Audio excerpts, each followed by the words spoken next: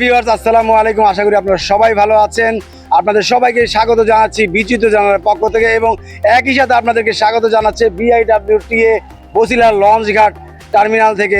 বন্ধুরা, আপনারা জানেন যে নতুন করে এই লঞ্চ টার্মিনালটি উদ্বোধন করা হয়েছে 17 তারিখে শুধুমাত্র দক্ষিণাঞ্চলের মানুষের জন্য। আপনারা দেখতে পাচ্ছেন আমার পিছনে কিন্তু বেশ কিছু লঞ্চ আছে।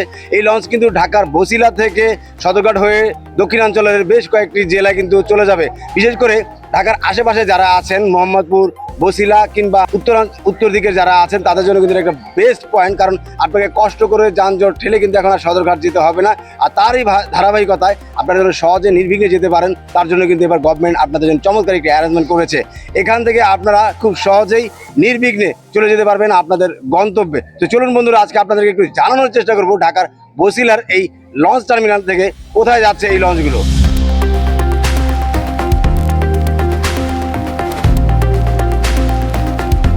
আসসালামু আলাইকুম। ওয়ালাইকুম আসসালাম। অগ্রিম ঈদের শুভেচ্ছা আপনাকে। আপনাকেও অনেক অনেক শুভেচ্ছা। এবার যে একটি নতুন আয়োজন, এই বসিলা লঞ্চ টার্মিনাল থেকে লঞ্চ বরিশাল, পটুয়াখালী, চাঁদপুর এবং ভোলার দেশে ছেড়ে যাচ্ছে। আপনার গ্রামের বাড়ি কোথায়? চাঁদপুর। চাঁদপুর। আপনি যদি বলতেন যে সবসময় তো আপনি সদরঘাট থেকে যান, এবার এখান থেকে যে যাচ্ছেন এটার বিষয়ে যদি একটু বলতেন। এক কথায় খুবই অসাধারণ এবং খুব সহজ লভ্য একটা বিষয় আমাদের জন্য। মানে আমরা বসিলা থেকে লঞ্চঘাটে সদরঘাটে যেতে আমাদের জন্য অনেক বেশি সময় ব্যয় হতো এবং খুব জার্নি হতো, খুব কষ্ট হতো। তো সেটা আমরা বাসা থেকে 5 মিনিটে পায়ে হেঁটে আসতে পারছি। এটা খুবই আনন্দের একটা বিষয়।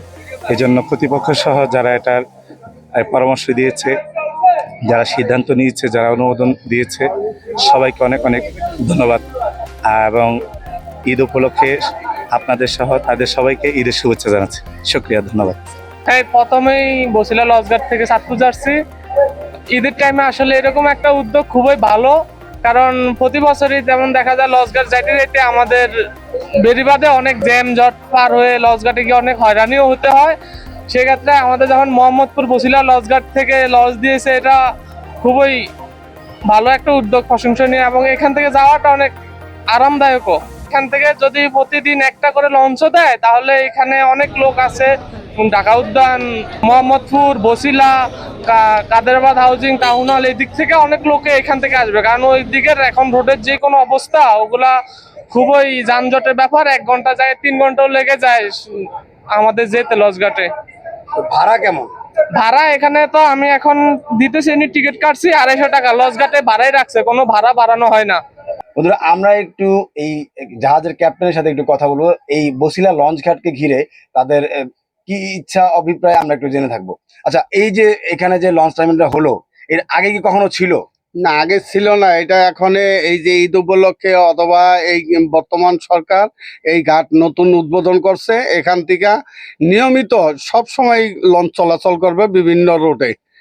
কোন কোন রুটে আপনারা এখান থেকে যাচ্ছে ভোলা, তারপরে যাচ্ছে গলাচিপা, তারপরে যাচ্ছে আপনার চাঁদপুর, এরপরে যাচ্ছে এই লঞ্চটা যাবে হলো শৌলামুলাদি, বরিশাল ডিস্ট্রিক্টে।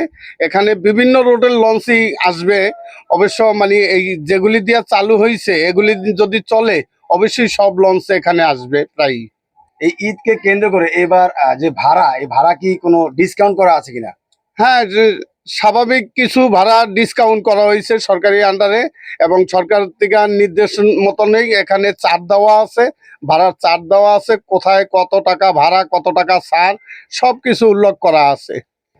মুলাদির লাইনের লঞ্চগুলো এখানে দেওয়া তো অনেক ভালো হয়েছে, কারণ মোহাম্মদপুর থেকে গুলিস্তান সদরঘাট যাইতে 3 থেকে 4 ঘন্টা জায়গা, তার এখান থেকে দেখা গেল আসতে 10 মিনিট লাগবে, আর এখান থেকে সদরঘাট যাইতে এই লঞ্চ 1 ঘন্টা লাগবে না। কারণ মুলাদিবাসীর জন্য, ভোলাবাসীর জন্য অনেক ভালো হয়েছে এই মোহাম্মদপুর ঘাট দিতে, এবং কি যদি সবসময় ঘাটটা থাকে তাহলে মনে করেন জনগণের জন্য আরো ভালো হবে। আসলে আমরাও চাই এই নৌপথটা সবসময় যেন নির্বিঘ্নে সবাই চলাফেরা করতে পারে। কারণ হচ্ছে নৌপথে চলাফেরা করতে একটু আনন্দ এবং শান্তি দুটাই আছে। যানজটে নাকাল আমরা সবসময় দেখে থাকি। আমরা আসলে কেউ চাই না ঘন্টার পর ঘন্টা বাসে বসে রাস্তায় অপেক্ষা করতে। তো কাজে যদি এই নতুন করে এই লঞ্চ টার্মিনালটা শুরু হয়েছে, আশা করি এটার ধারাবাহিকতা বজায় থাকবে এবং আমরা সরকারের দৃষ্টি সবসময় আকর্ষণ করবো যেন এটি সবসময় কন্টিনিউ চালু থাকে। আমরা জানি যে অনেকে কিন্তু এখন পর্যন্ত জানে না যে এই বসিলায় এই লঞ্চ টার্মিনালটি হয়েছে দক্ষিণাঞ্চল মানুষের জন্য। বিকজ আপনাদেরকে আমি লোকেশনটা একবার বলে দিচ্ছি, আপনারা সরাসরি মোহাম্মদপুর আল্লাহ করিম বা 3 রাস্তা থেকে স্ট্রেট যে রাস্তাটা কেরানীগঞ্জ অভিমুখে গিয়েছে, ঠিক আমার পিছনে দেখতে পাচ্ছেন যে বসিলা ব্রিজ, এই বসিলা ব্রিজের নিচেই কিন্তু এই টার্মিনালটি করা হয়েছে। তো কাজেই এই রাস্তাটা কিন্তু খুবই প্রশস্ত, এখানে যানজটের সম্ভাবনা তেমন একটা থাকে না।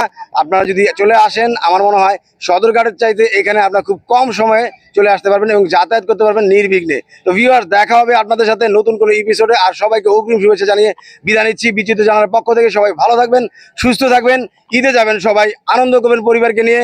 আল্লাহ হাফেজ।